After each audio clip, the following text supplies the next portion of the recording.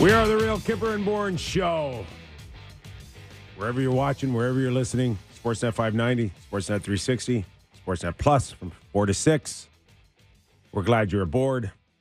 When you can't catch us live, download us on any of your favorite podcasts. Yes.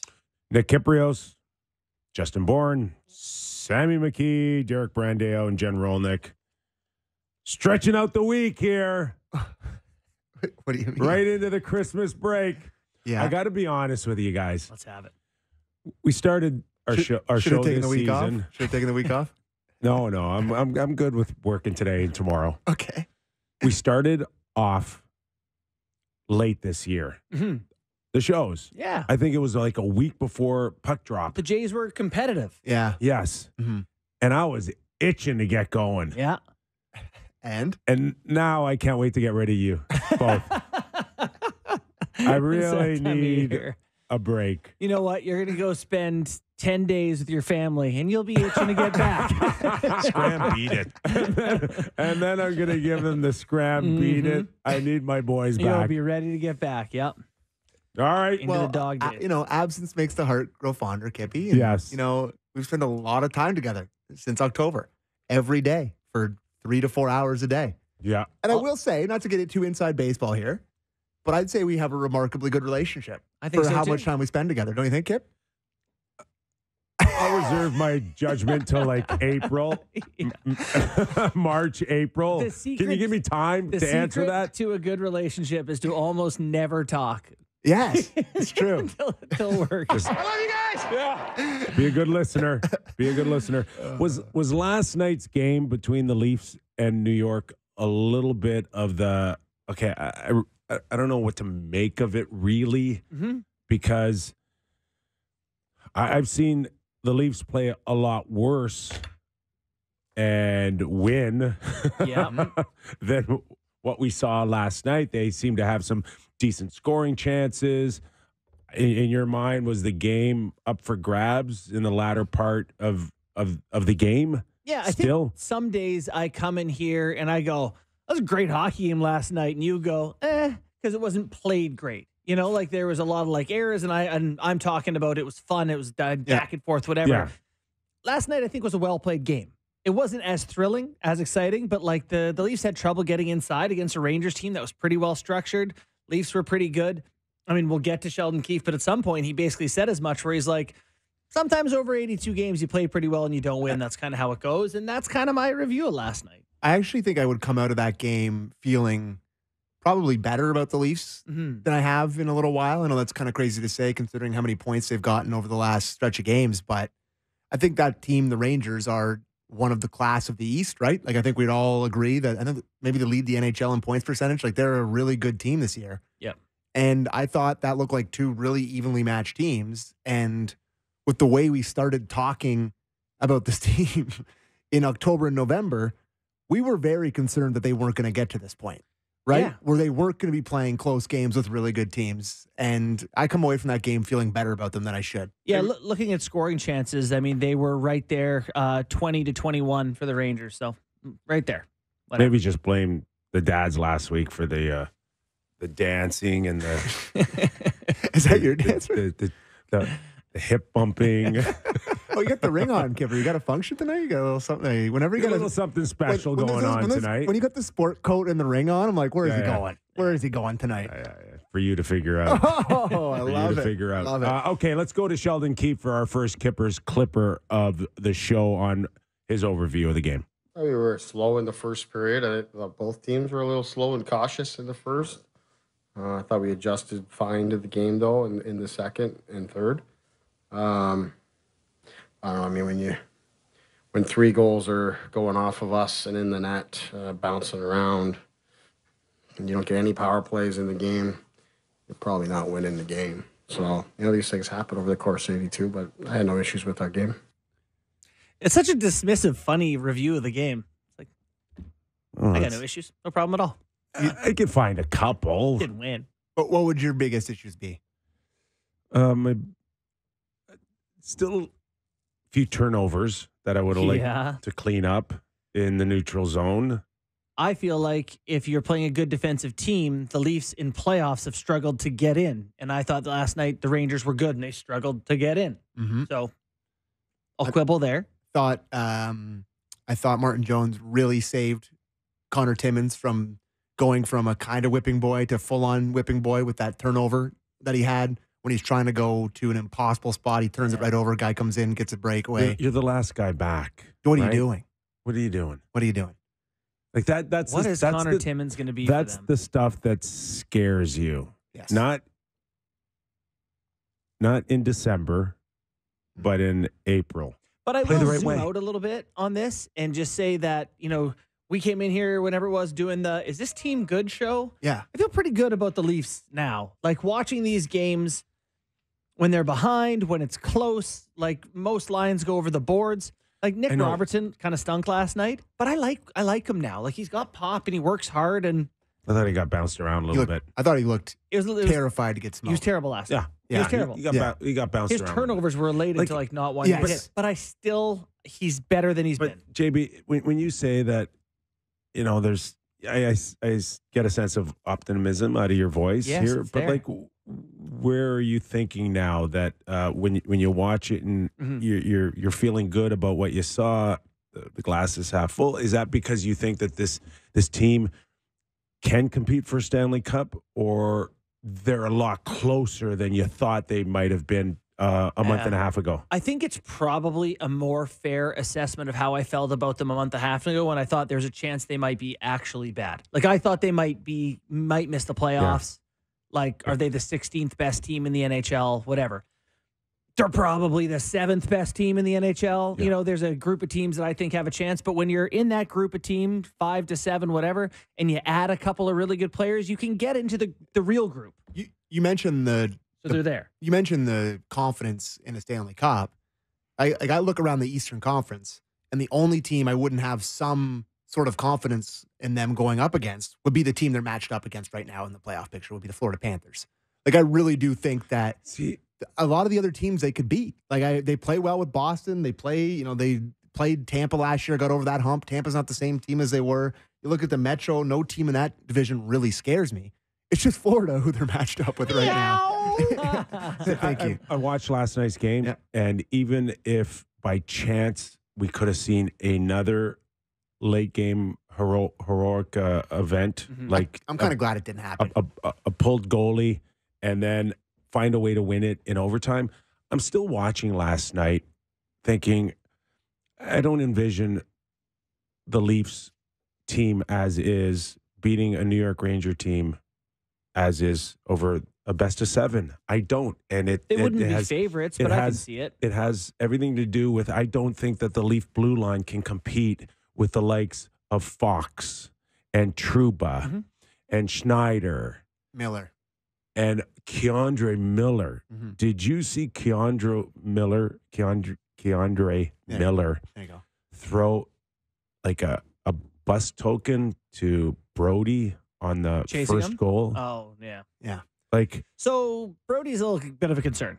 see, again, yes. So if I'm Sheldon, I don't see a game that we could have easily won. I saw Brody make a bad decision, which he's On the made pinch. a few of them. By the way, that pinch was really bad. He was You know what is even worse on that pinch is that getting beat back. where are you going with your fourth line on the ice? Yeah, like right? if you keep that in for what? Like, you're not out there with Matthews or Nylander where you feel like, hey, maybe if I join in on the rush, we're going to have this dynamic play here. You're going to take a chance with your fourth line out there, and then by chance it doesn't work out, you're going to leave McCann to backwards skate from center ice to his blue paint in his own zone. Yeah. That guy, Bobby McMahon. McMahon. Yeah. McMahon skated backwards on that play more than he has in 10 years. Yeah, it was blue line to his own goal line. Yeah. It was a full defensive rush against. And that stuff, you just, for a guy that's been around as long as TJ Brody, that can't happen. For Keefe, he probably looks at that play and goes, all right, it hits a skate and they don't have much. And if it goes the other way, do we remember that play? But to your point, you should remember it. It's a bad play. It's a bad play. It's a bad play. It's a bad pinch. So, yeah, no, there's some of those moments where you're like, okay, there's some work to be done. But I guess my point, Kip, is like, I feel a lot better about Max Domi than I did. And that changes how I look at this team. Bertuzzi. Yeah, I feel better about Bertuzzi than I did early in the year. All of that makes me feel better. I totally Klingberg agree. is not here. And Right. Klingberg's out. Reeves is out. McMahon's helpful. Yeah. Domi's decent, and so is Bertuzzi. Whew. I totally agree with the optics of Bertuzzi. Mm-hmm. And he's involved, and he's never going to carry the play.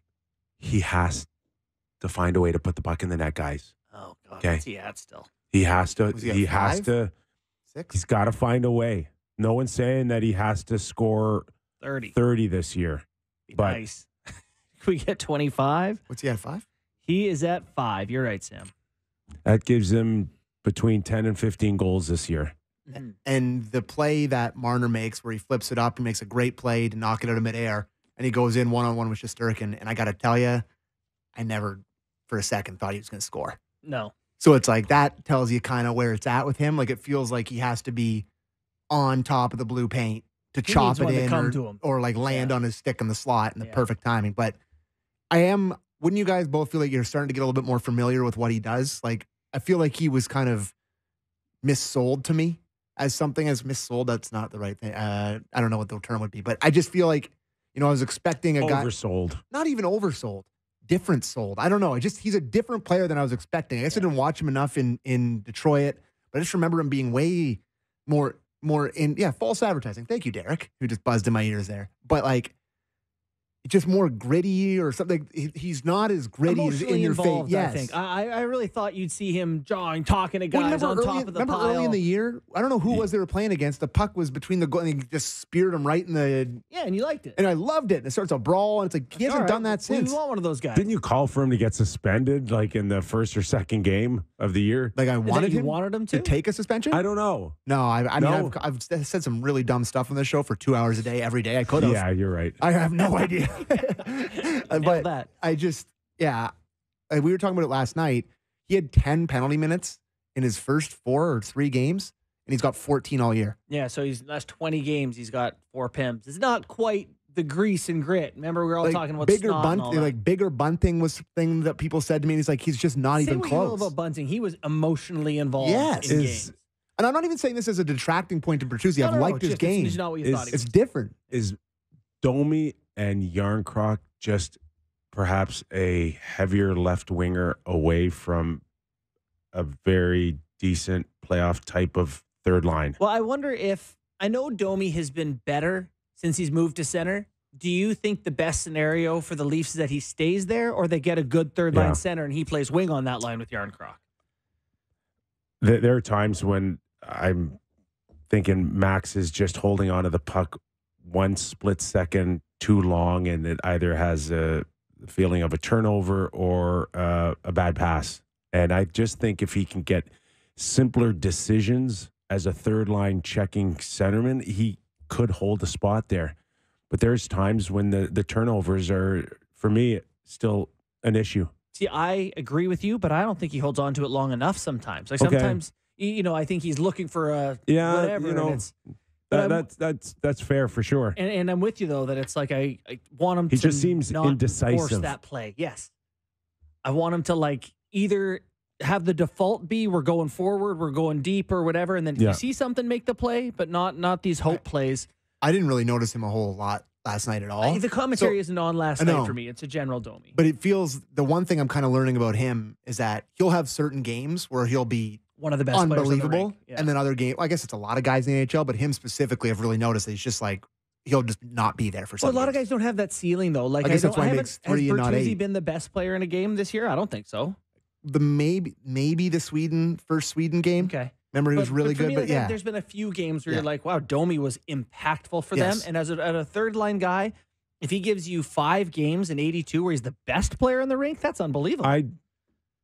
I'd still like to see Sheldon move him a little bit around. I wouldn't mind seeing him on an occasion up on with Matthews and now. Willie. maybe now that he's found himself a little bit on this team and hopefully he feels like he's found some footing here. Well, we saw it on Saturday night. You put him with two really good players, and he's got 3 points, and he's supporting the puck, and like it looks really good. And it's okay, Sheldon, if you want to start every once in a while a power play that may not include 34 and 88. You know, it's just or no, I mean that's crazy. A minute, yeah, a minute hold on here. No, come on. Goes Like, a long way, Sammy. Yeah. What? Goes a long way. No way. Austin Matthews is on pace for like 70 goals. If I got PP1, he's going over the boards. Like, unless you're up 7 goals or whatever, I get the perspective. Maybe make them shorter so it's a true split. But like first guy over the boards every time is Matthews. But I do think that the way that Domi being better has changed things. Like, could you get a third line center? Can Ryan O'Reilly come be that guy? God, he'd be perfect. Oh, he'd be really good. But that type of guy because Yarncroc, they love him in every situation. It feels like so. He's fine for $2 million. He's fine. Not to fly around the lineup like crazy here, but I feel like maybe the guy sitting over there staring at me right now and others are hard on Yarncroc because he's not really a playoff contributor, which he wasn't in the playoffs. I understand that. But what you're getting for $2 million a year here, I think he's playing as well and as hard as I've seen him for sure play. Yeah. Like, And I great do not value. want to take anything away from that. Yeah. And he's leaning me over to being a fan. Mm-hmm. But I'd still like to see him just, he's not going. I know. fighting a little harder at times. But it's just like, we're talking up this forward group or whatever, and it's like, you can totally see what you're talking about. You look at the Rangers decor. If you could even kind of hang with them, your forward group is better. You look at Boston, Leafs forwards are way better. Yeah. Way better. But the decors are not even close. and in Boston's goaltending. favor. And goaltending. I'm watching. And both teams. I'm watching Florida, same thing. Barclay Goodrow. Mm-hmm. That guy was a prick last night. Yeah, he gave it to Legason a few times. Pretty good. And that's what you hope that you can win a best of 7 with. And, Nyes, like, hey, we gave him a lot of love for Saturday night. Yeah, which he deserved. But last night, didn't really notice him a whole heck of a lot. But there was not a snippet of following up that moment Saturday night. Yeah, Not a sniff. But he's not going to become a tough guy. I don't want him to be a tough guy. I want to notice him a little bit more like I noticed Goudreau To me, that's last night. Humbug. Why? Goudreau. Why? If Nyes becomes Goudreau, he's failed miserably. I'm not talking about skill. I'm just talking about how big and strong you are, and you pissed off nobody last It's night. the wrong focus for him. But He can't be No, that. I think he can. I think he can play a heavy game most nights.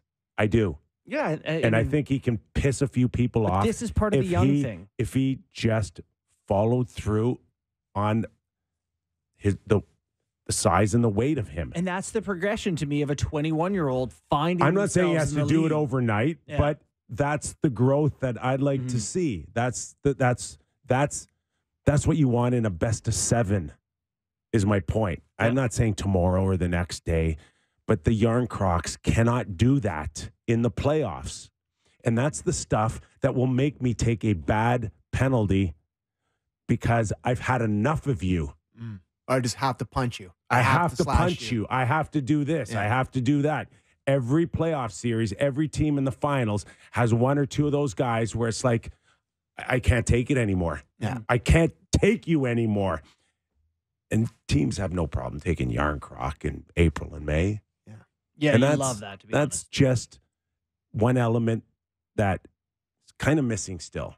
From sure. the Leafs as Yeah. in general. And I think I do love Matthew Knives for all the reasons you and everyone else Yeah, have. I just think it's. And I don't know if he'll I don't ever think be Tom that guy. Wilson came into the league being Tom Wilson now. I don't think any of these guys do. I think becoming a power forward like that, you have to develop a level of confidence and an you FU gotta- that, like, you yes. don't touch me, you don't look at me, Yeah, you don't yeah. touch anyone while I'm out here.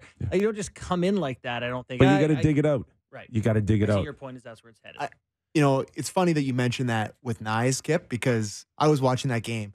And there's a couple of shifts where he comes in and I'm like, oh, he's going to hit him now. Like I had the expectation in my mind after what he looked like on Saturday that it like, oh, he's going to play physically. Like I actually had those thoughts. So I don't think you're far off with that. I just think the Rangers are way bigger, faster, stronger than the Penguins. Yeah, but you don't Like, have to wave the white flag. Of course not. But it's a much more intimidating team with the size and the grit. Like they are a scary team with some of those guys. Like Trouba, you don't want to go near him with your head down. Like you look at, like you said, Goodrow's he was a you know what. Like they have guys that aren't that fun to play against. So I think it's a different animal. But I think you're not too far off. The other probably I can tie this. Sorry. Yeah, you go ahead. I can tie this to one thing that we have on here is how the Leafs don't draw many penalties. In fact, they almost never draw a 5-on-3 power play. Last night, they get no penalties. The Rangers took 0. So to your point, they weren't inspired to punch anyone in the face the whole night. They get no power plays. Keefe mentioned that was one of the reasons he thinks they lost. They didn't get any power plays. There's also the fun stat that last year, the Leafs didn't get a 5-on-3 till game 73. What is the stat that you have? So this is from Svensson, who tweeted me this. So Svensson, you better not let me down here, Bubba. All right, Henrik.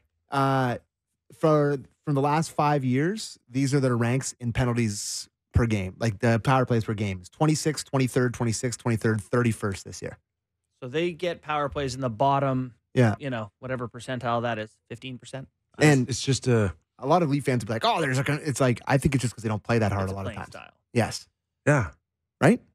People do think the 5-on-3 thing in particular is like conspiratorial, like it's the Leafs. The refs don't want to put them up 5-on-3 and look like they're favoring the Leafs. Listen, historically, we know to go to a 5-on-3, it has to be a pretty blatant. A butcher. Right? Yeah. You got to punch somebody. Hack them down. You got to hack them, pull them down on a scoring opportunity. But from the start of last season till now, the 31st ranked team is Minnesota. They've had 6 5-on-3s. The Leafs have had 2.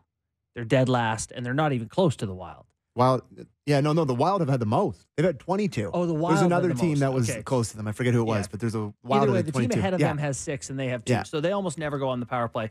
Why don't we listen to Sheldon Keefe tell us about why no power plays?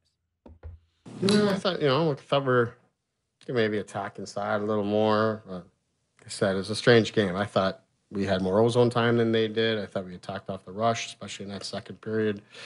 So I thought we did more than enough, but they defended well and had disciplined sticks, and there was nothing there for us. So Keefe just skipping through these ones. Like, Can I ask you guys something about Keefe and like the general thought of the Toronto Maple Leafs? Like, do you think it's like a mission statement for them to tell these guys to not muck it up? Like in the media? No, in the games. No, like, absolutely not. This is something that people have asked me about and talked to me about. Like I get texts from my buddies being like, "What? Ryan Reeves had 2 fights in however many games he played." It's like, Tyler Bertuzzi was a Tasmanian devil every game I watched him when he played against the Leafs, and he comes here and has had 3 penalty minutes in the last. Like, there's just no way. I mean, unless I coached them for 2 years. I know. And he's dying for guys to play like that. So then physically. What is it? I don't know. Unless he's totally changed his. I always thought it was that Dubas didn't provide him the guys who played like that. But he did. No. I mean, he's got more of a point right now. Put yourself in Sheldon Keefe's shoes right now. Who are you going to? Well, it was Reeves until he got by the ice monster. It was Reeves. No. Give me somebody that can really influence a game, not a spot duty guy I guess Reeves. It's something that, I guess. And you make your guy a 5'10" guy. And I don't know. You're not going to Austin and saying anything. You're not going to Willie. You're not going to Tavares. Bertuzzi's already, outside of dropping the gloves, I don't think he can do any more than he's already doing. It's not Yarncroc. It's not Keefe. Or it's not Kampf. So, Kampf, right? It's not, to his point, the roster doesn't have that in their personalities, in their character. I'm just looking up Bertuzzi on hockey fights. And he's like a very few fights in his career, actually. and I just would not have guessed that. But No, he's not a guy that I'm looking for to drop the gloves unless there's a moment when he can But it's step in. It's But not even so much. It's not fighting. I'm not Yeah, that's what I talking mean. fighting. That's I'm what I talking mean. about. I'm talking about just in your face. Make yourself punchable. This is the best I can describe it. I like that. You do that really well. I think you could really set an example for the Leafs. I've had that face, guys. Okay, I know I've the lived face. You it. know how to present I it. really know. So another one I want to ask you about last night. Connor Timmins plays. Simone Benoit sits out. You know, for what this Leafs, I guess they just need somebody that can make a breakout pass. That's why they put Timmins in there over Benoit. Well, But to me, on merit, if he wasn't right-handed, like he might be playing for the Growlers. I think it's more than that. It's not just making a first pass, Sammy. They're starving for for offense. offense in the back. Yeah. Are they one of the worst teams? If not the worst. Are they the worst team in the league? I recently saw stats on this. I think points by defenseman, they're the bottom 1, 2, 3 teams. Like, it's Riley. Think about the pressure on Morgan Riley now to continue to make a play like he made on Matthews' first goal, Fantastic which was play. a hell of a pass. And to the life of me, I don't know how you think Morgan's more dangerous than 34 in the slot. Like, are you not covering that guy right away? Good point. I do think, Timmins has, I want to say he has like 20 points in 32 games as a Leaf or something like that. Like he has numbers. So I think that's probably it, where they're like, we just need someone to break the puck out, to make a pass. They got Klingberg kind of thinking they needed someone in that. That's over. It's over. Very over. So the question Who is, they getting? they need somebody to help Morgan. I don't want to see Morgan have the weight of the world on his shoulder to jump up on a rush and add layers for another 40-plus games. Guys, what are you going to leave him? How's he going to feel at the end of the year? He does carry a ton of burden on him in terms of the offense from the back end. But yeah, I don't like. Okay. We have a clip on Morgan. Oh, Would yeah. you like to hear? Yes. It's kind of a snippy clip from Old Sheldon. Sheldon. Like this On question. Morgan Riley? Yeah, you can hear the clip. All right. Yeah. Does Morgan Riley get enough credit for what he has brought, basically since the puck dropped at the beginning of the season? Well, I think you've asked me that question probably 10 times now, so I would say he's getting lots of credit, yes. Geez, Sheldon. Sour was Sheldon after the game last night. It's sour. It's Christmas, bud. Jesus. Man's got a family. That's rude. Okay, I'm kind of surprised at that. I know that Same. uncommon. Yeah. Because Sheldon, give him credit for this. He talks to these guys so much. Yes. And he, to his credit, goes out there and gives them a professional response 98.9% And there's only of so the many time. guys to talk about. And you couldn't go 0.1% more for That's Morgan? what I mean. And I'll be like, hey, yeah, he deserves all the credit in the world. Was great tonight. Good question. Yeah. End of story. Just surprised by that. That's why I put it in there. I think sometimes we all just get a little grouchy sometimes. Yeah. Old Sheldon definitely falls into that category. Maybe he's just ticked off that he has to put him back on the power play Yeah. It's getting redundant. when he's tried so hard to We get other players. Sign someone else to There. do that. Well, Yeah, maybe we're if- back where we started. Well, maybe if the league would give them any power plays, they'd have more chances to try it out. So maybe he'd be better there if they got to do it. They just never get to do it. They're almost dead last in the league. So Okay, No, we that's have right. to, before we go to break, we got to mention the game-winning goal. And again, I mean, Sheldon, you could kind of talk about the screw-up on that third goal, the Schneider goal. Yeah, him blowing by Tavares and the Yes. switch there. And yeah. Off of innocent mid-ice face-off. Yeah. Like, how do you... Kind of a neutral zone How- fortune how where is- McCabe gets caught outside the How is dots. Tavares flat-footed on the blue line, just sitting there like they're playing Red Rover, we call Schneider over. I think if we did the video breakdown, we would find something on McCabe there. I don't know Okay. how he Yeah, ended up penalty. as wide as he let's did. go Oh, yeah. let's go to Sheldon on the game-winning goal. Well, we missed an assignment on the face-off early. We pressure the puck like we're supposed to, and then it goes D to D. We turn the wrong way, which allows them to jump by us. We're not supposed to follow the puck. You're supposed to hold your lane. It's 5 one-on-ones in that situation. We got beat, which allowed their guy to come with speed. And then John, who's above the center, like he's supposed to be, he's flat-footed now and has to defend the guy coming with speed. And then again, just like the way the night is. I mean, it looks to me like that guy's trying to go under the bar with that shot, and it goes 5-hole. So I think that's the way it goes. Now, Tough one for the keeper. He thinks he's going. was upstairs. it McCabe wide? The two defensemen were wide, like they were almost like both their hips by were the wall. the boards. Yeah.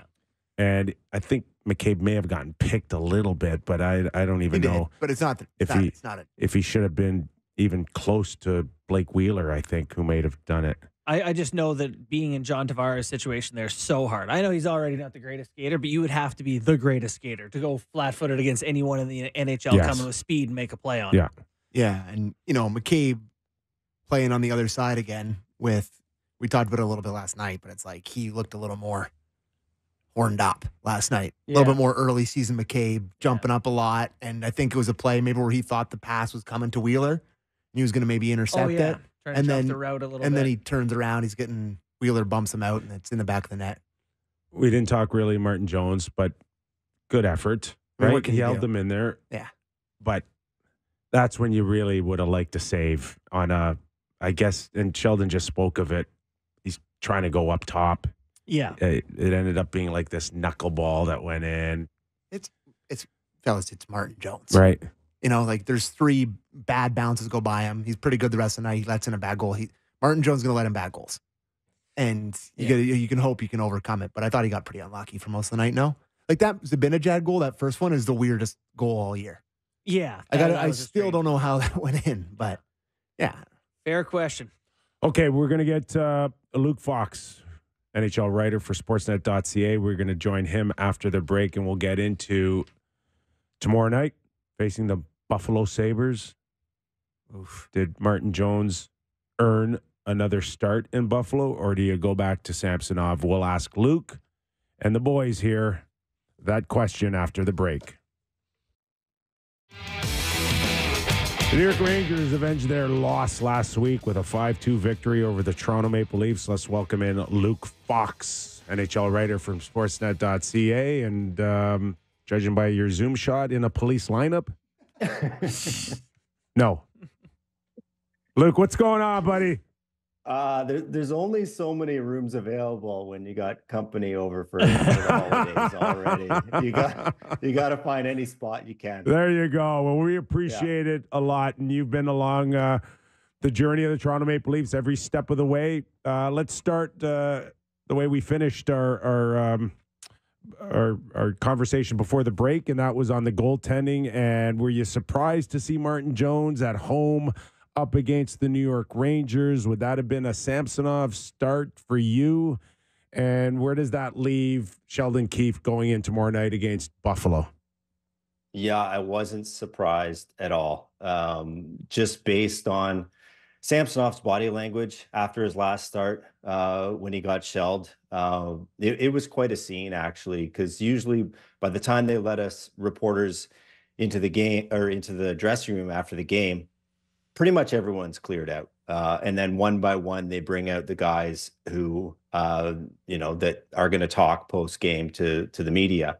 But Samsonov was still in his stall, and he just had this vacant look on his face. You could tell that he felt he let the team down, and the team didn't, make him available to talk. And that's happened a couple times in the past when he's gone through some sort of, mental struggles, or, he's struggling with his confidence. And then to see Martin Jones go in the next night and have a fine performance, it wasn't surprising at all that they've, gave Jones the ball to run with it.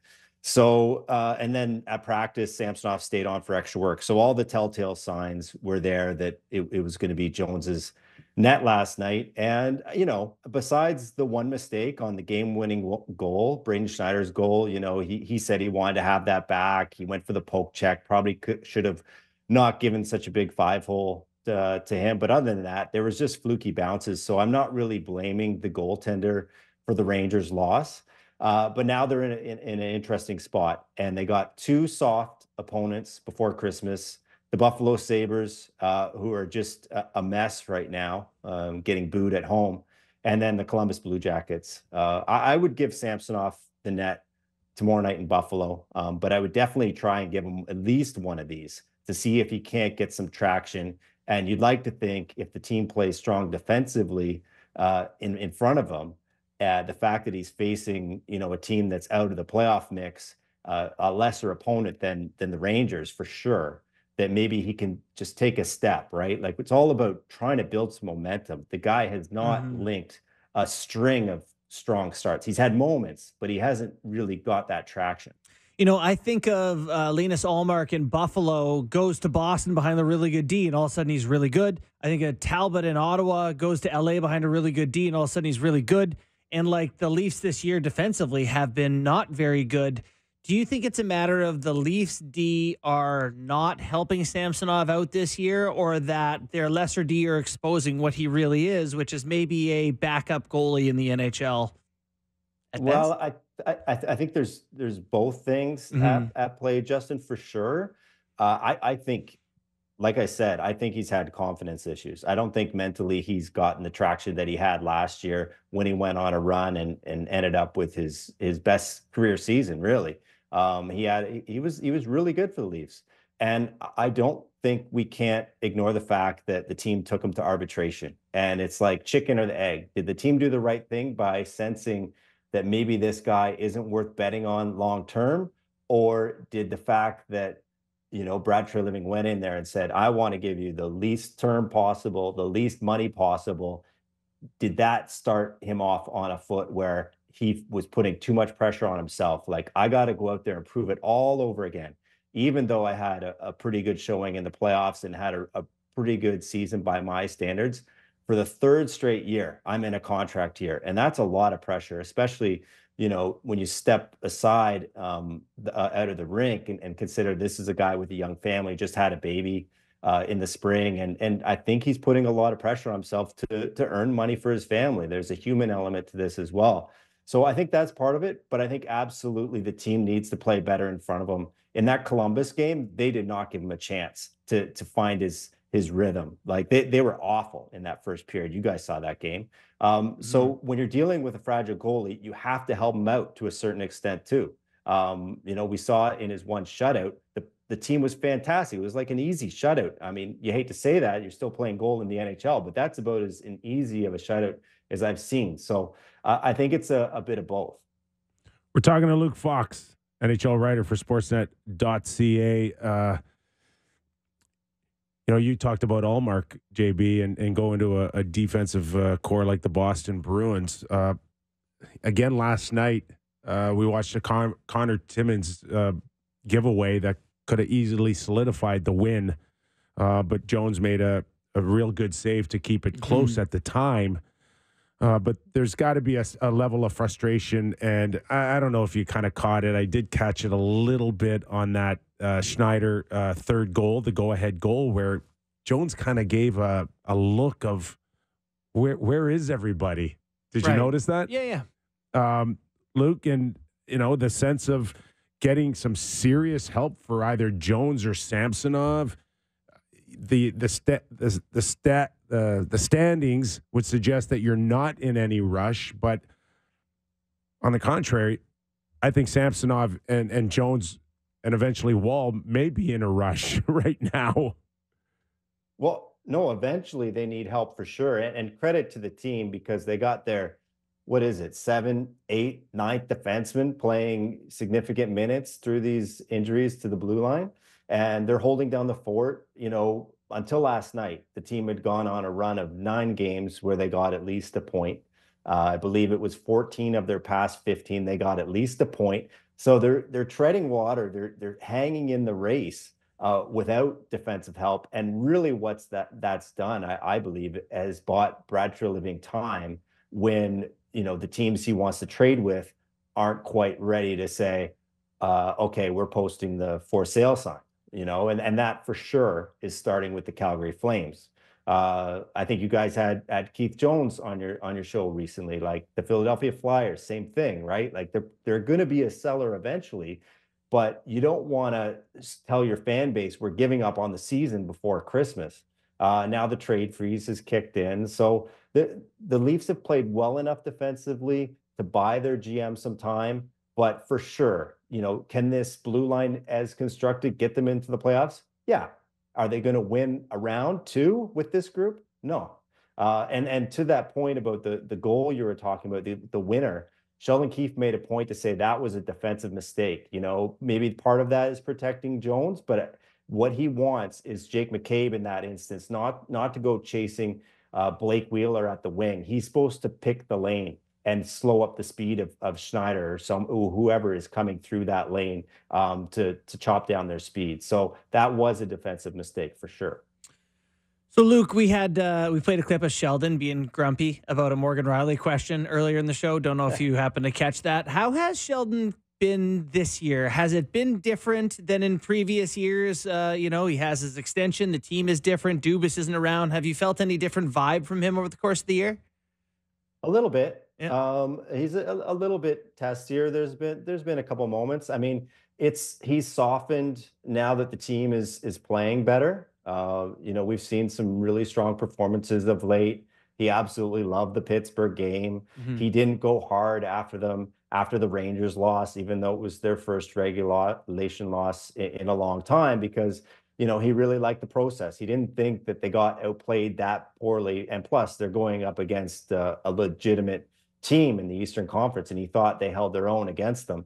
So he's softened a bit of late, but in that early going, for sure, he was getting a little bit prickly when you'd ask about Max Domi and Tyler Bertuzzi's kind of slow integration to the team. It didn't click immediately, and he kind of bristled at those questions. We were nitpicking a little bit when Austin Matthews or Mitch Marner had a little dip, and he got his back up a little bit more than maybe he would have in past seasons. And, I've heard some people theorize that maybe that's because, Kyle Dubas is gone and he has a different GM, and the new GM just lets him speak his mind. I don't know if I'm buying that so much as just he's feeling the pressure to figure this out quickly. Mm-hmm. He wants this team to be really good. He thinks they can win the division.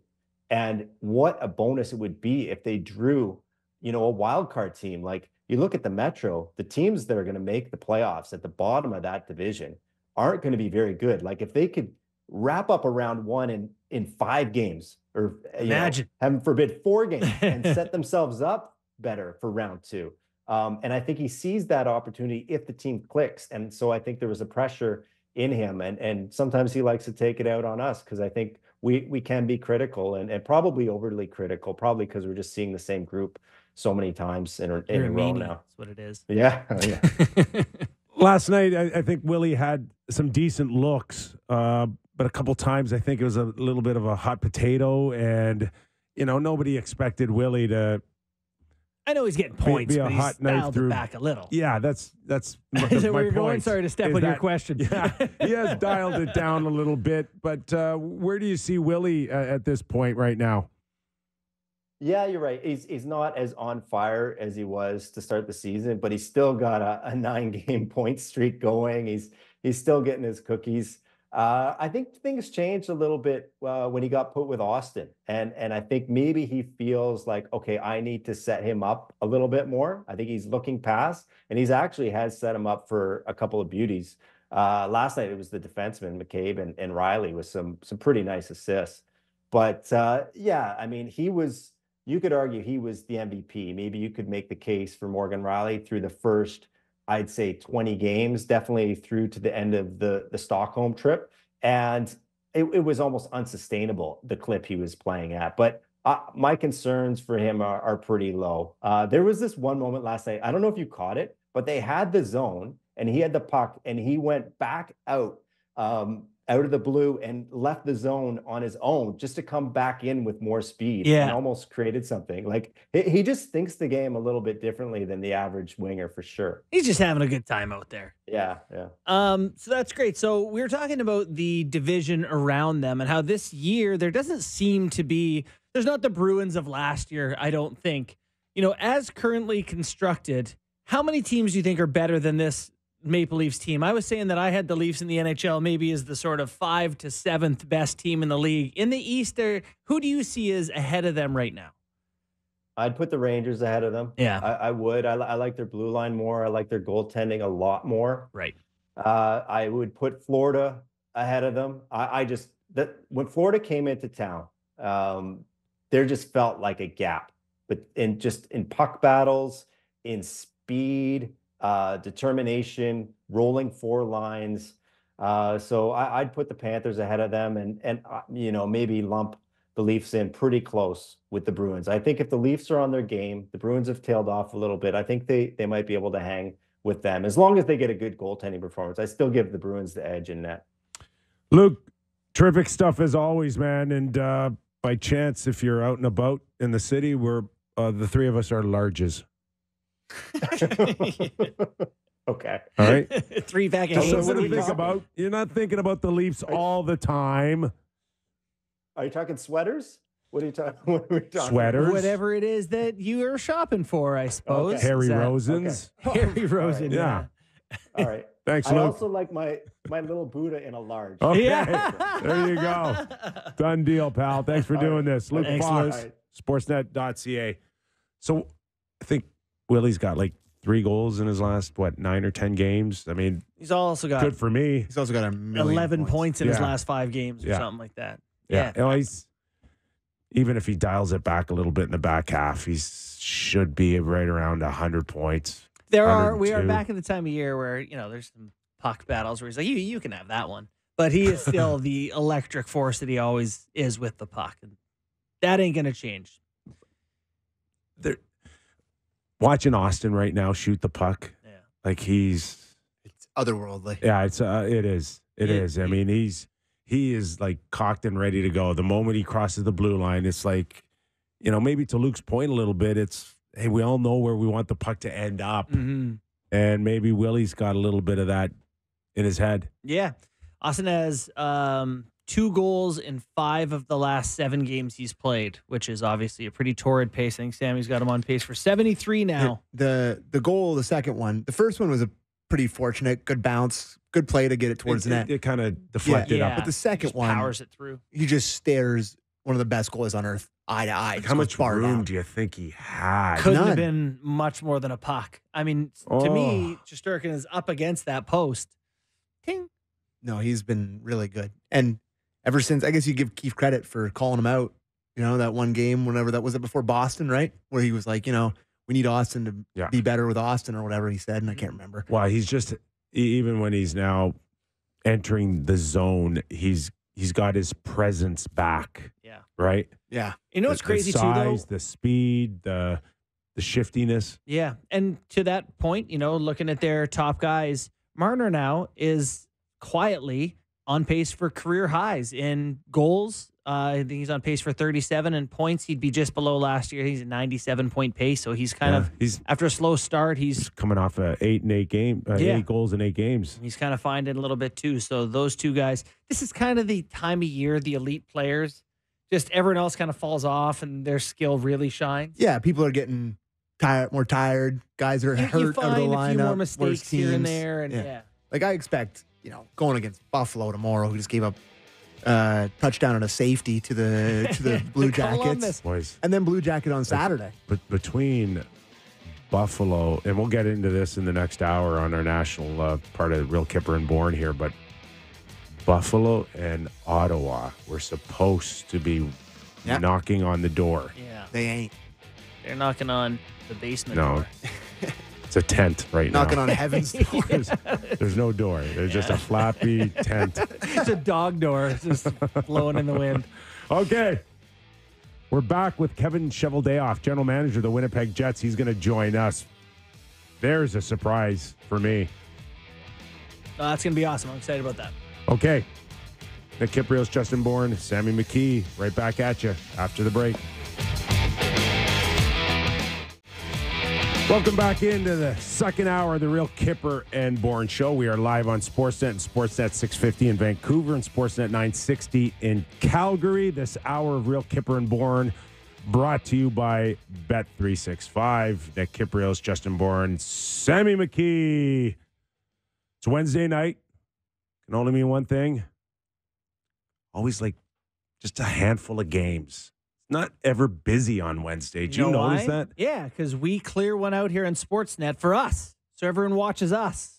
Is that what it is? Wednesday night hockey, baby. Which Bourne is on tonight? And I'm not jealous you're on TV tonight. No. I'm jealous that you're going to get a nice meal before the show. Yes, we do. We get a lovely meal. It's And steak not and that sweet I'm- potatoes last week. Complaining. Mm-hmm. Wow. Not Better that than I'm the Timbits I complaining. mucked before the show. But last week we did a regional game. Oh, here we go. Here And we work here from 4 to 6. We're racing over there to get ready for a pregame. Oh my God. I was kind of hungry. And then, Let me ask you something. When are you not hungry? yeah, that's a good point, too. Thank you. That's a good point, Thank too. You, thank you. So I'm kind of looking around. hungry. And they've got this like amazing like cabinet. And I'm told there's like food in this thing. I'm told. And it's locked. Keeps rattling the doors like he's in prison. Locked. I And would I'm hammer like, food. Hey, anybody got the key to this? There's cheese strings in the And fridge. there is no key for a regional broadcast. Which brings us to our conversation with Will Liu before the game, talking Oh about my the God. Raptors media meal. Do you know what the Raptors media meal is? I think it's the same with the Leafs, too. Was a no media meal? No, I think you get like a voucher or something. The last year I went, you were getting like a Hell, voucher. when I was with the Marlies media got like a nice spread, a nice buffet. Buddy, you know, they're not making that And- much at MLSE. And Will's just saying that, especially in the Will, for the NBA. record, wasn't complaining. We were asking. No, for sure. But we were asking and complaining for him. Yeah, we were saying that is unacceptable. But when the NBA, Will was saying, when teams like the LA Lakers come in, like they're like everybody's dumbfounded because apparently the LA Lakers serve shrimp the size of Sammy's head, apparently. Well, when I used to go down to the games for Leafs Nation post game, they would put out, before the game, they'd put out a oven full of pizza, Yeah. pizza, and bud. Throw You the kid boys- a pie. You boys better seen the schlubs. The lineup for that baby was thick. And they put popcorn out for the minions, and you would eat popcorn, and they get. I don't know if they don't do that anymore. I guess I don't know. They put ice cream in the cooler for the first intermission. They'd provide. And for the record, Yeah. MLSE does a fantastic Yeah. job We're in the alumni room. Yeah. Okay. Oh, is that right? Yeah. In general. So don't dump on the MLSE and ruin it for the alumni right now. The alumni box was really good food. Yeah, I'd like to go back there yeah, sometime. yeah, the alumni eating Pacific salmon imported from the West Coast. Meanwhile, the media is mucking a dry slices off. We're going to ask Kevin Cheveldayoff, general manager of the Winnipeg Jets, in a few minutes What, the media meal? what they serve in Winnipeg. Yeah. Does Hey. anyone care? Maybe we'll It doesn't matter. We're entertaining ourselves. I'll tell you what. Hey, I was a video coach in the AHL. We'd go play in Manitoba. They had a nice media spread out for us. They do a great job there. Love it. maybe Will, if you said a few nice things about the Raptors He does. lately. He's pro Raptors. He loves Okay, Raptors. maybe then it's his buddies who Yeah. need to. Well, what was the best media? The best media story was the Eakins taking away the donuts That is really great. when he put out the carrot sticks and stuff. With the Edmonton Oilers. Yeah. Let's welcome in Kevin Cheveldayoff, general manager of the Winnipeg Jets, where they sit very comfortably third in the Central Division. Now, Chevy, did you have to take food away from the media, over the course of your career at all? This is the NHL, the Never Hungry League. So you can't take the food away. That's it's a funny story. A friend of mine once told me, they said that you can buy a media guy, order chicken wings on the road sometime, and you'll forever get some good stories out of it. So, You're not wrong. It'll go a long way. Well, I think the media in the Jets should be eating very well because certainly it's been a good start. Can we consider it still a start at roughly 30 games? Just the overall view, while many, including me, may be surprised, Chevy, like, where is it sitting with you overall with your team? Well, obviously, we've made lots of changes to the group here over the course of time and over the course of the summer, and we've had lots of different goings on. I think like any NHL team, but this summer, obviously at the draft, we made a trade that I think signaled what direction we wanted to try to keep pointing this franchise.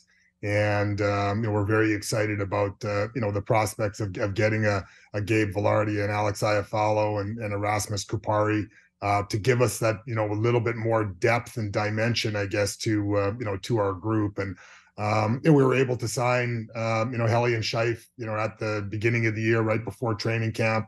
We had an opportunity to extend Nino Niederreiter here just shortly. So it's a good group of guys. Obviously, we've had some tough times here as well.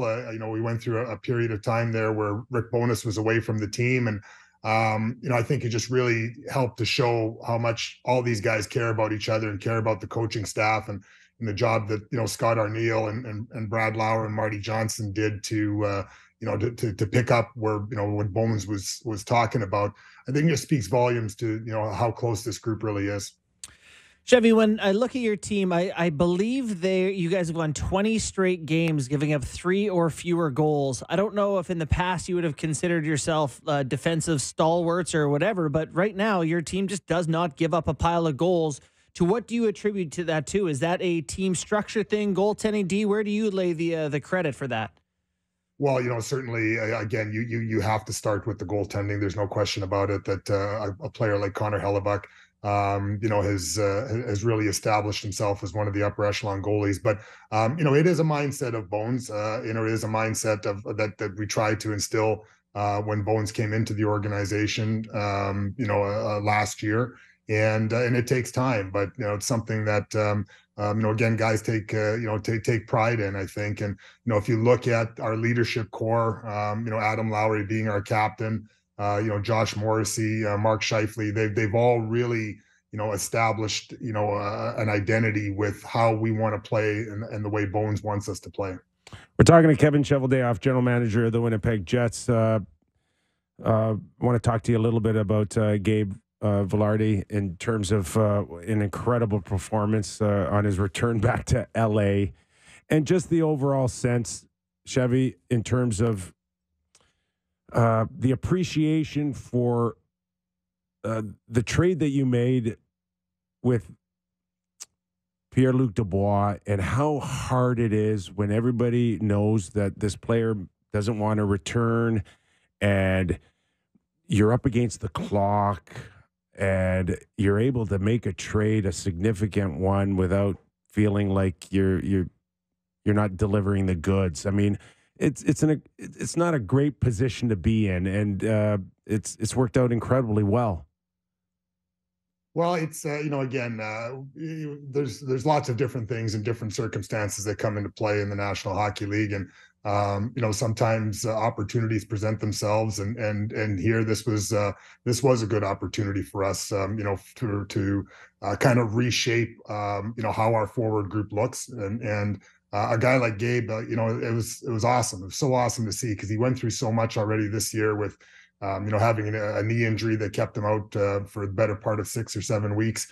And, for him to come back and go into LA and have the game that he did, those are the type of things that are special, and the guys really felt for him, and it's just awesome to, when a player like that can get rewarded. Again, it just helps the team become even that much closer. Can I ask, during that process, was there other options for you at the time? Was this crystal clear the avenue for you? Just in terms of, again, how do you pick at the end of it? Was it close with other teams? Yeah, and I don't want to let up too many secrets. Well, no. Give us all the names. A couple of secrets. Let's just say I watched Draft Day a couple of times.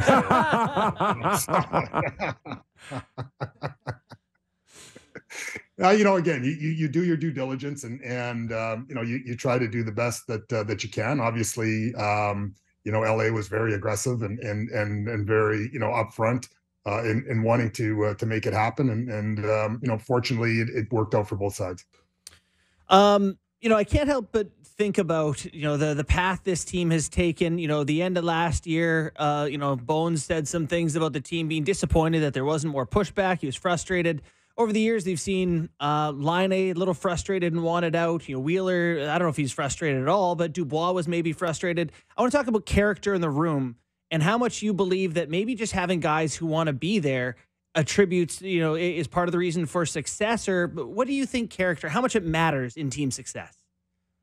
Well, I think it matters a lot. And I think, going back to last year, at the end of the season, you're emotional. There's lots of emotions. Coaches are emotional too. And you just, obviously, lost and you're done, you're out of the playoffs. When you sink that much heart and energy and emotion into the season and know that it's come to an end, there is a lot of hard emotion. But I was thankful for that because, that led to obviously lots of hard and poignant and honest conversations with lots of the players. And that's, what it was all about. And I really don't think, that we get to that point of being able to sign, Scheif and Helly without having all those things transpire. Because now, if you look at how our team is built, the very first, actually the second guy, I guess, that we drafted in our very first year is now the captain of our team. He's gone through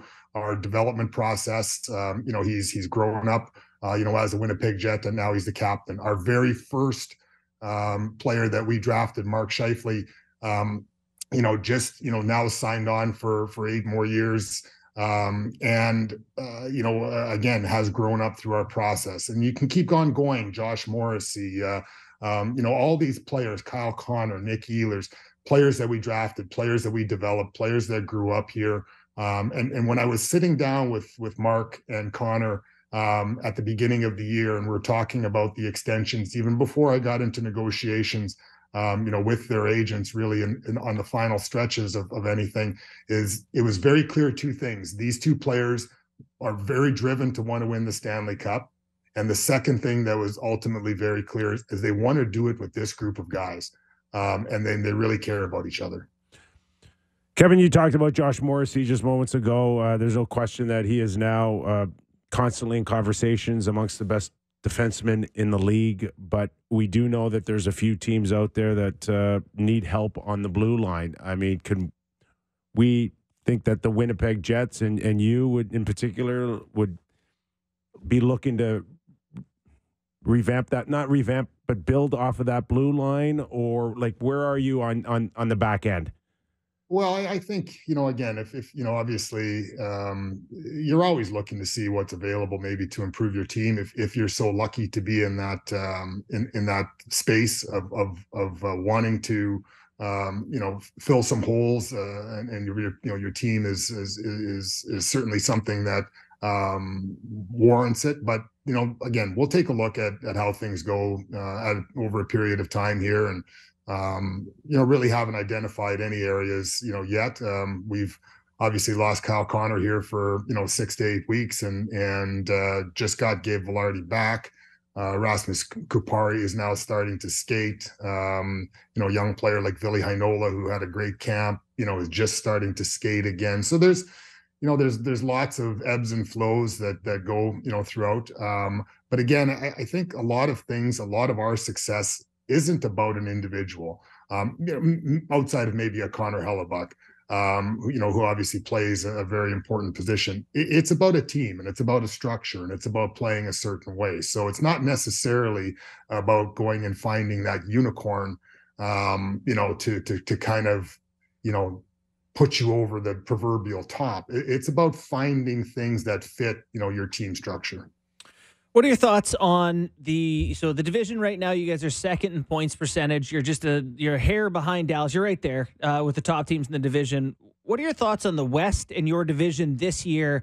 I don't want to say that it's weaker necessarily, but it doesn't seem like there's a juggernaut, like a team that's running away with it all. Does that make you feel more confident and more bold about doing something to get yourself in a position to really try to win that division? Well, I think that it obviously what it says to me is that any team on any given night, because there is such a closeness in our division, or a conference even, can win. So it's one of those things where you truly start looking at the races, early on, because, you want to have consistency. You want to, play with a level of structure, and you have to play a certain way. And that's really what, kind of drives us on a regular basis. It's not necessarily about, okay, well, we're going to be the top of the division. And that's exciting for obviously for every reason. For us, it's one of focusing on structure and consistency. Chevy, really appreciate your time, man. Thanks for doing this. Hey, by the way, hold on for a second. We know the NHL draft is going to stay traditional for one more year in Vegas. Were you one of the guys that wanted to get rid of it? Is it better for you or a team like Winnipeg to do it remotely? Actually, I think we're one of the very few teams that voted to keep it traditional. We for several reasons. One, I think, just the fact of doing things, differently as far as the league. But, at one point in time, we were hopeful to host a draft here, with in Winnipeg and stuff like that. So that was kind of our driving force. But, again, there's lots of pros and cons to both sides of it. And there's certainly something to be said to have your, all your staff together. And hey, like I said, I've been watching draft day quite a bit. So, we know all about it. Now there's a book Doug McLean wrote on the draft. You realize that, right? Yeah, he's steering clear of that one. Bestseller, I heard. Yeah, so everyone's heard. Yeah, exactly. Hey, Chevy, really appreciate your time, man. All the best, okay? Awesome. I hope everyone has a great holiday season, and thanks for having me on today. Thanks, Chevy. Appreciate it. Cheveldayoff, general manager of the Winnipeg Jets, and doing a terrific job because they are in the mix in the West. Yeah, they're 1 point out of first, ahead of Colorado by win percentage now. Best goal differential in the division. Pretty good team. You nailed it there, though, for me with about how any team that's good in the West, it's like, we got a real chance to go to the final. Well, that to me is like, that should be the impetus to be like, we should add here. I know we were talking about earlier in our show about like what Max Domi with the Leafs, Yarncroc. Is it Robertson? Is it somebody else? And then you got their third line technically is Lowry, Mason Appleton, and Niederreiter. That's a third line. That's heavy. They're a defensive line juggernaut too. Yeah, they play against other teams' best lines. Like that's like when you're not ready. If you're not, if you want to take Scheifele off a best on best, throwing Lowry down there to shut down top centerman. Yeah, great option. Super effective. You know what the strangest thing is, and I thought about asking Chevy about it, but I know how the answer would go. But just like that, Nick Ehlers. Ehlers is such an interesting player to me. He's dynamic. He shoots. He's fast. He's he gets him a couple scraps a year. He plays 16 minutes a night every year. Feisty too. But he barely plays, and it's not like one coach has made that call. His whole career, they obviously know. So I don't know. He's the guy I just can't make heads or tails of sometimes. There's some guys. Yeah, 23 points already this year, playing 16:07 a night. That's strange. I really believe that the coaches have this kind of filing cabinet that says, this guy, I'm going to squeeze the most out of him between 14 and 16 minutes. If I go 17 or 18, he's no good. Yeah. I lose him. There's a major drop off. That was Willie for a long time. Well, that's what made me think of it. And why? So we're talking about the Jets and Wednesday night hockey tonight, and I'll talk about Ehlers a little bit. And so that's exactly it for me. Is Willie was the guy who played 16, 17, and it was always like, he should get more. And all of a sudden he found this next gear and he's playing 19, 20. And Ehlers hasn't been given that longer leash. Tavares, same thing. Like Take a Great look. at 19, don't want him at 21. 17 and 19. You'll never see Sheldon go 21, 22 with him. Some guys, and I'll say I was this kind of player, if you're playing a ton, will conserve energy, right? Like you'll go for a shift and you'll wait for an opportunity to go on an offensive opportunity. Otherwise, they just don't keep the pedal down. And some guys, you just kind of need to say, you're going to play 16, 17 minutes, go pedal down every shift, and we'll get more out of you than having you kind of coast around like Bourne did in the coast. I asked Kevin Cheveldayoff about the back end, and like Morrissey, Pionk, but not big, not heavy. Dylan. Blue He's line. a lot of man. Dylan's fine, but it's not enough to think you're going to go 3 or 4 rounds. He's got to shop that blue line. Nate Schmidt would be Never been a big Nate Schmidt. wonderful. Oh, I love Nate Schmidt. I do. Never been a huge fan. Yeah. He would be wonderful if he wasn't making $6 million a year. So let this be a lesson to parents out there. Listen to every team, what they need. Every single team needs D-man. Right shot. D. You have a right shot D who will run into a couple guys. Even if you don't, just be a good right shot D. Right shot D. Justin Hall's making 9 schmil. It's the most coveted position that's- in like all of hockey. That's 3 sheets all day 3 long. sheets a year just to bank it off the glass and keep guys away from the net for a bit. Yeah. You know, there's value, huge value there to teams. And everyone's searching for, can I get Chris Tanev? Can you give me Sean Walker? What else you got? You know, Jacob Middleton? He's left. it's so far removed, but like Dustin Byfuglien. Oh my God. My favorite hockey players of all Oh time. God, was he fun to watch? You know, guys' career highlight pack, like if you can pull a minute Mixtape. together, like his mixtape is As good as it gets. as good as anyone's for a defenseman. Byfuglien back on that blue line. Was it Where Byfuglien? is Byfuglien? Oh, he's Fishing. Yeah, he's Where ice is fishing he? in northern Minnesota. Fishing. He's living in semi-seclusion in northern Quebec. What a man. What's that? That's from Slapshot. Thank you. Thank you. It's like, I think that it's rings- Andre the know. Poodle Lassard. He's been living in semi-seclusion in I northern Quebec. wonder, Well, I got to you watch know, that over the holidays. What a movie. this is just me speculating now, but the turmoil that room had, I don't think can ever be overstated Oh, yeah. a few years ago. Think so? And my bet is that it played into Byfuglien shutting it down. Just not wanting to do it. It was It was not fun. contentious there for a few years. It was the Are we no. gonna it get was, like it was a? the no fun league for him. Yeah. Are we going to get some like post-career 30 by 30, 30 for for 30, 30 yeah. on like, that's like, is it Wheeler? Or are we talking about Wheeler? Are we talking about Scheifele? Talking about Byfuglien would be one of the more fascinating guys to me. No, to I sit don't down think. and talk. I don't think there's.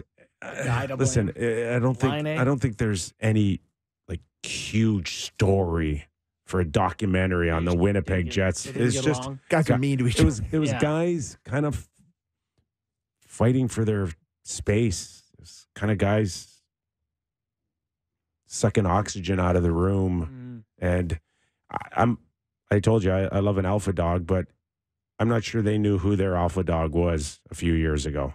Yeah. And, I just going back to Byfuglien mixtape, there's a hit that Another he one. Is it Mark Stone? on Mark Stone.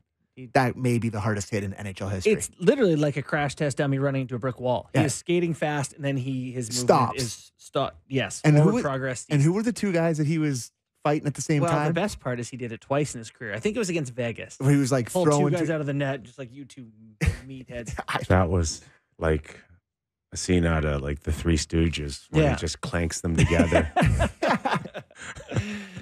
Yeah, I'm a big and he fan was of Byfuglien. so good offensively. Really good. Such but a wasn't good he player. a forward when he started? Yes, With the Blackhawks, dude, he right? was Brent Burns. Yeah, Yes. he was. Yeah, he played forward. Then Whatever you want. to me, He Well, was, he was a hockey Ohtani. player. You need me to pitch? You need me to hit?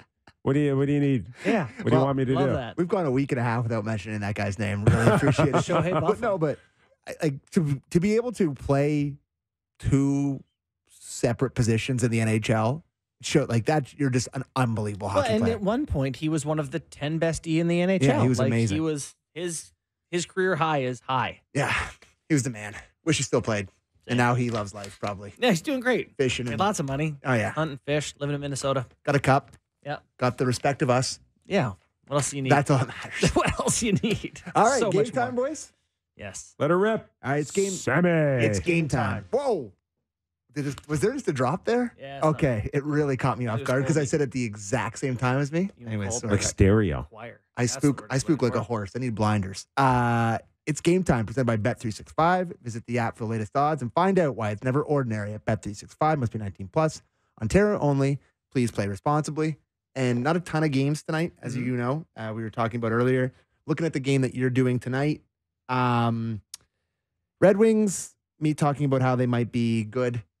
Maybe they might not be good. Yeah. Starting to trend to not goodsville for me. But, I don't mind them as a plus 130 underdog. They do have some skill. I know the Jets just lost on Barton's home ice. back. They just lost on home ice to the Habs, right? So Yes. they're probably not thrilled about that. I would imagine they're a really good team and imagine they wouldn't have 2 back-to-back bad ones at home. So all those reasons and more is probably why the Red Wings are plus 130. But I don't think the Red Wings suck that bad. So I like the shot at plus 130. Boys, like, who's their goalie? Red So Wings? Husso hurt himself on Monday. Mhm. Lyon hurt himself on Sunday. So they have James Reimer backed up by Michael Hutchinson tonight. Hutch is back. Hutch is in the lead. Oh, my God. he's Every just- year he gets his cup of Like- coffee. he always comes back. Yeah, that's it's hard to keep yourself in the mix Yeah, it's when impressive. you're He must make enough saves. down to that. No, and Oh, then I know what you mean. Yeah. And sorry, just go back to the other one. The other thing is, do the LA Kings and Seattle Kraken play every night? Just feels like every time I look at the schedule, it's like those teams playing every night. Love the Kings, hate the Squids. So this is a pure love one team, hate the other team. Give me the Kings by 1.5 goals on home ice at plus 145 tonight because I think they're a way better team. Yeah. And I think they're probably running up on the Squids. Don't have a lean in Caps Isles. To me, that is a completely unpredictable event. Anything could happen in that game. But your Isles are starting to get hot, so maybe we'll talk about that a little bit in news and notes. Yes. And that's what I have today. So that was Game Time, presented by Bet365. Visit the app for the latest odds and find out why it's never ordinary at Bet365. Must be 18 plus. Ontario only. Please play responsibly. Beautifully done. All Thank you, right, sir. we're gonna get into news and notes. You want to get one in before break, or you want to save them all for after the break? Save him. Save them. Save them. It's unanimous. That's a later problem. Did I ever give you my New York Ranger unanimous story? No, but might as well fit it in Okay, here. Yeah, all right, we got quickly. time. Yeah, we got time. So Keenan always kind of, when he had a question on who he was going to start in net, he'd go to Coley Campbell and Dick Todd to get their feedback. But, they also were scared to say which one went first because it would influence the third guy. It's like, if you guys went, 2 on Richter, I'm not going Healy and look like an idiot. Yeah. So Keenan had them write down the names, right? Yeah. And then throw them in the middle of the table, and then we all open them up, and we'll see who we wrote down. Okay. So first one went Healy, Yeah. the second one went Healy, and the third one went Healy. Richter. And Keenan goes, "That's unanimous. We're going with Richter." I like that. Thanks And for that your was thanks for your 2 cents. That's for your 2 cents. Yeah. So there you go on news and notes after Oh the my break God. on Real Kyper and Bourne. All right, it's news and notes from the Real Kyper and Bourne show. Nick Kypreos, Justin Bourne, Sammy McKee. Can we straighten out this Nolan Patrick retiring, not retiring story, Sammy? We thought he retired, but he didn't. What's going on? I don't know. First I pick saw- overall. I have to be honest with you. I saw it on Twitter and everybody was commenting on it. And I was like, oh, he retired. So you just take that at face value, which you absolutely should not do. It's unfortunately been a real tough run for him since being picked first overall in the National Hockey League by the Philadelphia Flyers. I could not feel for him anymore. Some concussions, some other injury issues, and it's just you don't get the chance to develop. You don't get a fair shot. It's brutal, man. It's a tough game, and it does worse by some people than others. And a lot of sympathy for us. And Frege reached out to him. He tweeted that he reached out to Patrick today. He politely declined to talk, but he did text to say he is not officially retired. It's clear he prefers to stay under the radar. So yeah. I So, think I think it would probably be pretty tough to see that everyone just is like Okay. would assume that you would retire, and everyone just goes with it. That's probably pretty tough. He's not Patrice Bergeron, sorry. He's Nolan Patrick at age 25. There's no reason for him to announce or officially announce. It's true. Why would he even? There's you don't do that. Yeah. There could be contract implications, insurance implications, and who knows if he wants to try it again. He's, like I said, he's 25 years old. In a year and a half, 2 years, who knows? Yeah. The only thing is, like, let's say he decided that, like, he just values he doesn't want to put himself at risk anymore, and he's sick of answering questions, and he's just ready to move on. In that case, you might say, hey, I'm out. Leave me alone. But he's not made that statement, so we will give him his space and distance till he's ready to make some decisions. Hope you just hope you sign a PTO somewhere, you catch on, turn it into another contract. I hope he becomes a coach or a manager or whatever it is he wants to do. But not retired. What is his, a member of Vegas? Mm-hmm. What's his contract situation? Does he have just this year left on his deal? I'm looking right now. Oh. So that's last year was the last year. I can see here. Yeah, he has no contract. He has no contract this year. Correct. Okay. All right. Yeah.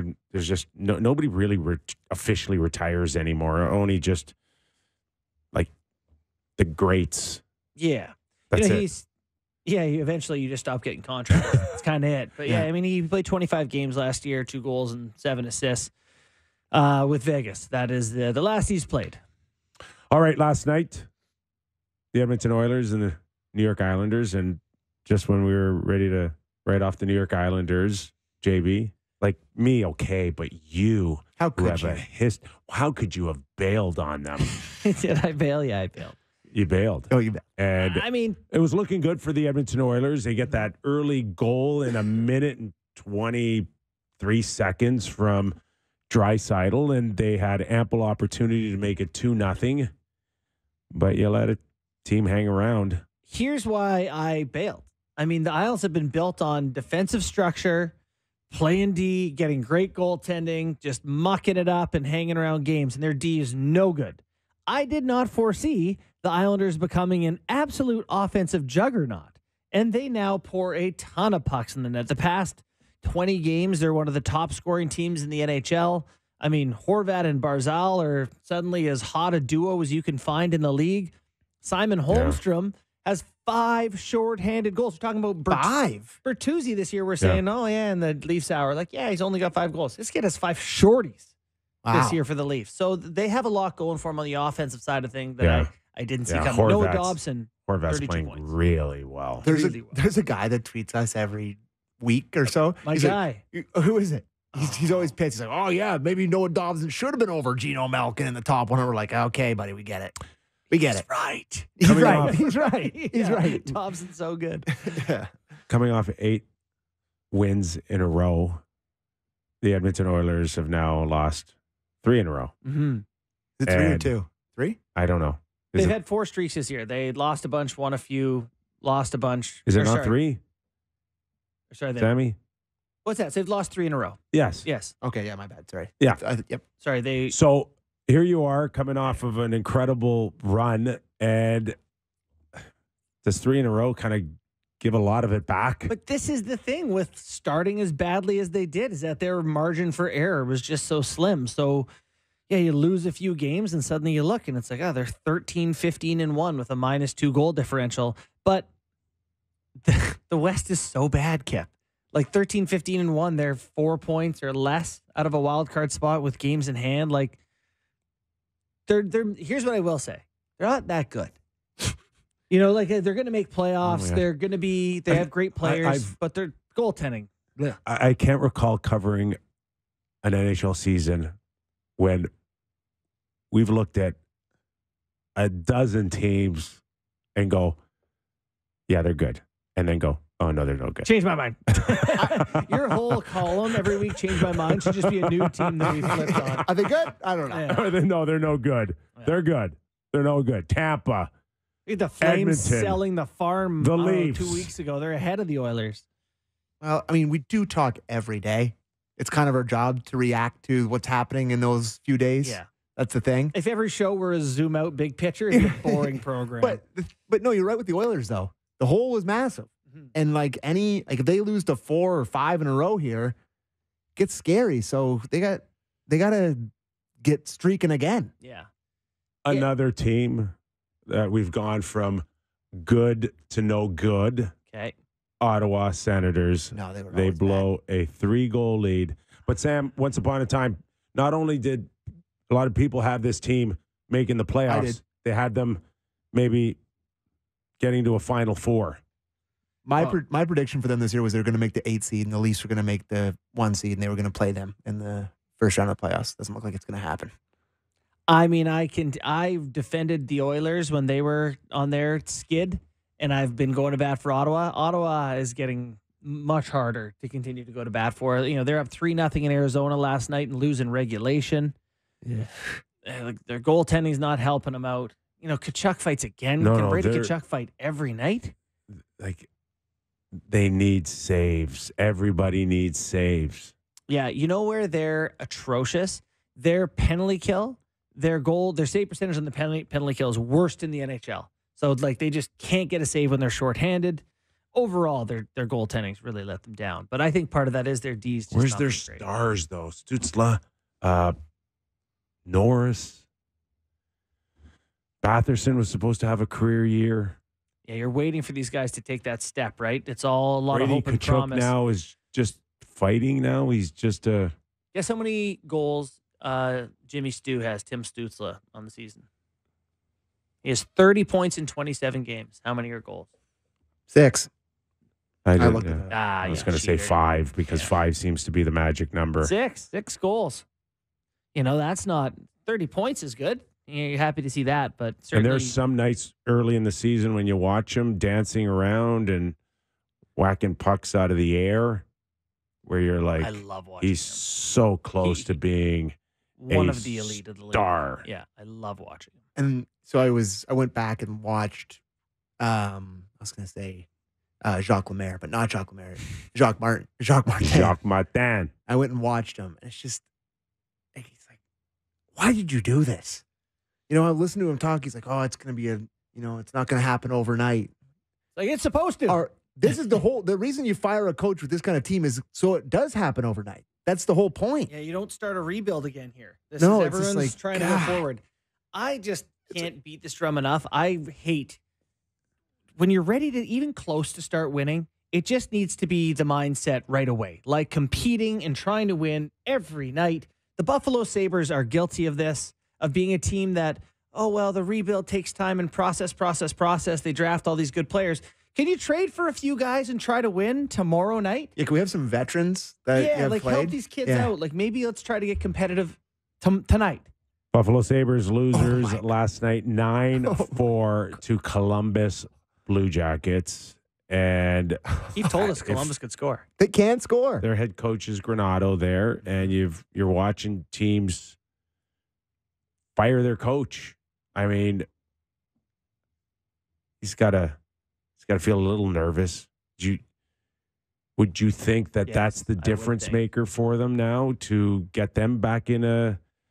Have the Pagulas given up on their just a Bills ownership base now? Have they given up on the Sabres? They want to spend money on a new coach there? Bills are the hottest team in the NFL. I mean, I know what games they're watching. It kind of feels like, I don't know how much attention that you've gotten from the Pagulas. Doesn't seem like as much.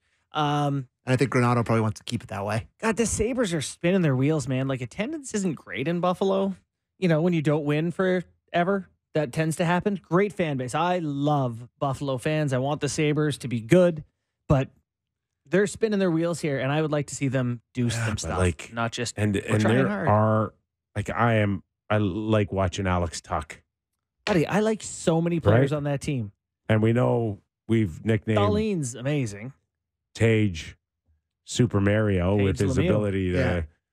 have the wingspan of like 20 feet. Like Cousins isn't scoring, but he's a pretty good all-around player. I just don't. Power has not defended great, but he's a good player too, like Rasmus. It just feels like they're all so young, and they all have to take this like collective step together. Yes, and it didn't happen yet, right? And it's just like if you're a Sabres fan, has it been 3 straight years of like this is the year you take the step, and it's like nope, you're still stepping in the crap. You're waiting for the goaltending to and come Levi's around and he's a kid. Leafs play tomorrow night in Buffalo.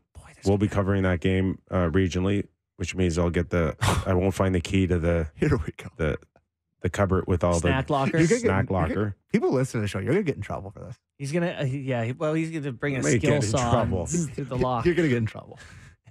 Your phone's gonna be blowing up after the phone. I just want an energy bar. That's all. It's just an energy bar. The Buffalo Sabres give up the 3rd most high danger chances in the NHL this year. Oh, the Leafs 9-4 create about the most high danger chances. Oh, so they get a lot. I expect old Devin Levi or whoever's in that to be busy. What you're saying is for all the Leaf fans that are heading down there tomorrow night, they're in for a fun one. Because it's going to be 80% Leaf fans. Right before the holidays, heading down to Buffalo, maybe get some last minute shopping, head to Lenova for some wings. It's a great time to go to it. I wish I was going. But if you're Leaf fans, you wish that they wouldn't have lost 9-4. You're right. The night before. There is going to be some attention to detail because they have the national spotlight. Yeah, they stink, right now. but I don't think it's an easy. But they have talent. They're a talented. It's just one of those games where, like Sammy, would you? Leafs lose tomorrow night to Buffalo, you're really ticked off. I don't get really that ticked off about any regular season thing anymore. Okay. But yeah, I mean, I think the Leafs lay the eggs way more on home ice against bad teams than they do on the road. Granular on their stinks. Well, I know this team. I got a master's in this team. Give me the goal differential. Who's got a worse goal differential than Buffalo in the Eastern Conference? There's 16 teams. Who would be below them? Columbus. Wrong. There's no one. I'll save your time. Last. They have the worst goal differential in the Eastern Conference. Ouch, Again, I get they're really excited about Devin Levi. Yeah.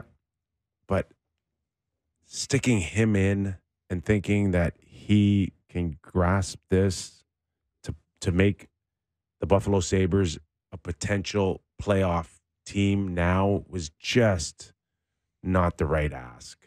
You think you should have brought him along a little more slowly? It's too hard. It's just too hard to get. What's the last time a rookie goalie really contributed? I understand Joseph Woll's playing very well. I don't know. Too small of a sample size. 2 weeks ago. That's what I mean. In our very city. Yeah, no, right? that's I don't mean for a game. I mean, listen. Where's the last rookie goalie? Aiden Hill? Does that count as a young guy who went on a run? It just doesn't. Carter Hart. But Aiden Hill was like 27. Carter Hart didn't light the world on fire, and he was considered the next Patrick Carey Price. It just doesn't happen. It's very uncommon for a guy to come in, be named the starter as a rookie, 21 to whatever, and be the guy for the year.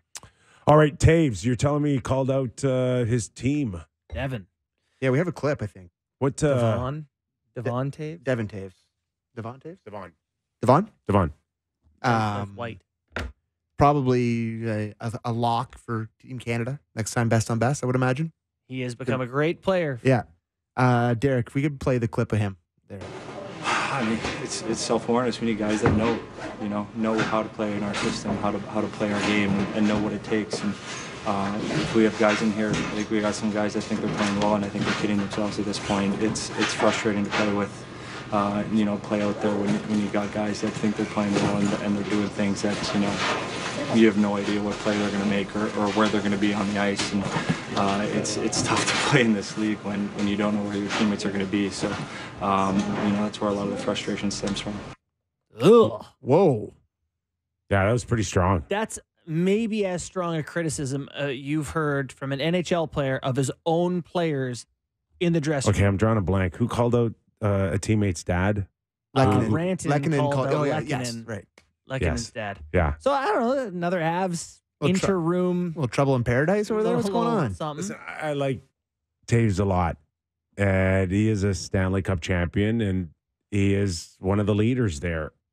His team's 19-11-2. I think if he can look them in the eye, and the only thing I would hope is he's already had this conversation behind closed doors, and he's not scared to double down by sending it out through the media. You're right. If he has not had this conversation in person with his teammates, then it's a little bit of a, what are you doing, man? Like, let's have this chat here amongst us. And if he's very frustrated because it hasn't been happening, you don't want to speculate on who. Well, I do want to be honest, but we shouldn't. But you look around that room, he's talking about guys not being where they're supposed to be. Yeah. If they think they're playing well, they're kidding themselves. Like, that's some competitive stuff. Don't know who it would be, but I imagine they know who they are.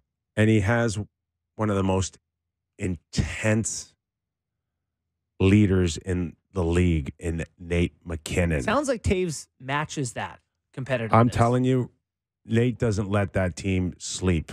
Yeah. Relaxed.